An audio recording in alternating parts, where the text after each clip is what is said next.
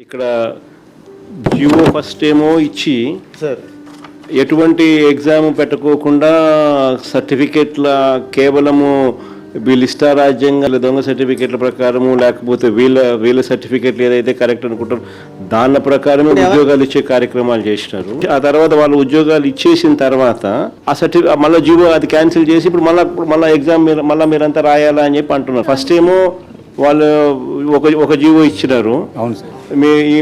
వీళ్ళు ఎలాంటి ఎగ్జామ్కు రాయాల్సిన అవసరం లేదు, వీళ్ళకు ఎగ్జామ్ రాయాల్సిన అవసరం లేకుండా కేవలం వీళ్ళ సర్టిఫికెట్ల ఆధారంగానే మేము అపాయింట్మెంట్ ఇస్తాము అని చెప్పి తర్వాత వాళ్ళు ఇష్టం వచ్చినట్టుగా ఆ కార్యక్రమాన్ని చేసినారు. నువ్వు సర్టిఫికెట్ల ఆధారంగా నువ్వు ఇంకా బలమైన సర్టిఫికెట్ పెట్టినా నీకు ఉద్యోగం ఇవ్వలేదు. కానీ వాళ్ళు ఇష్టం వచ్చినట్టుగా వాళ్ళు చేసుకున్న తర్వాత మళ్ళీ వెంటనే మళ్ళీ ఇంకో జీవో మళ్ళీ మార్పు చేసేసి ఇప్పుడు మళ్ళీ మీకు కూడా ఎగ్జామ్ మళ్ళీ దీనికి కూడా ఎగ్జామ్ రాస్తేనే ఎగ్జామ్ పాస్ అయితేనే అని మళ్ళీ తీసుకొచ్చినారు.